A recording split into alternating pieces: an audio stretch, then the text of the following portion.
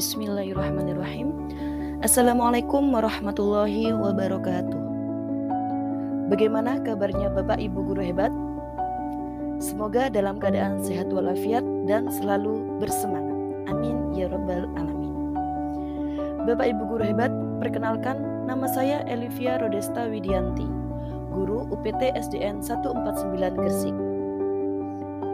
Berikut ini adalah aksi nyata saya dalam kegiatan pelatihan mandiri di platform Merdeka Mengajar. Pada kesempatan kali ini, saya ingin berbagi pemahaman, pengalaman, dan wawasan tentang kurikulum Merdeka. Lebih tepatnya, mengapa kurikulum perlu berubah. Mari kita cermati apa itu kurikulum.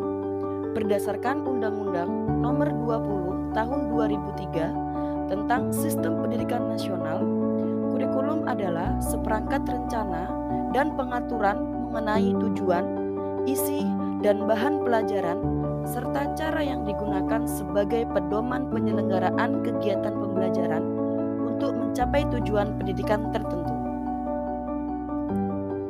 Kurikulum dapat dimaknai sebagai titik awal sampai titik akhir dari pengalaman belajar peserta didik.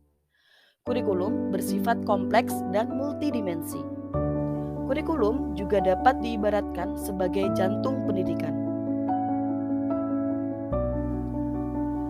Berikut adalah peran dan fungsi kurikulum. Yang pertama, mewarisi nilai budaya yang relevan dengan masa kini.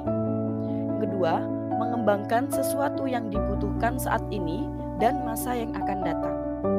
Dan yang ketiga, menilai dan memilih sesuatu yang relevan dan kontekstual sebagai kontrol sosial.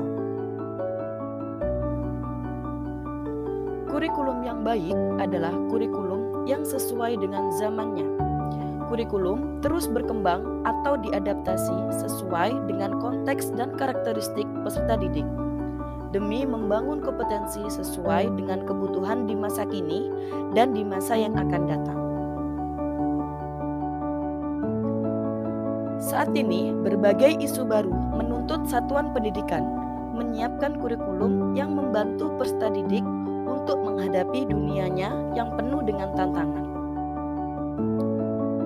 Berikut adalah contoh dari isu-isu kekinian. Yang pertama, perubahan iklim global. Yang kedua, teknologi digital. Yang ketiga, industri multinasional. Dan yang keempat, transformasi budaya. Untuk mengatasi isu tersebut, maka kurikulum perlu diubah. Kurikulum perlu diubah agar relevan dengan perkembangan zaman. Kemudian agar dapat memahami kebutuhan siswa dan agar dapat menyiapkan generasi visioner.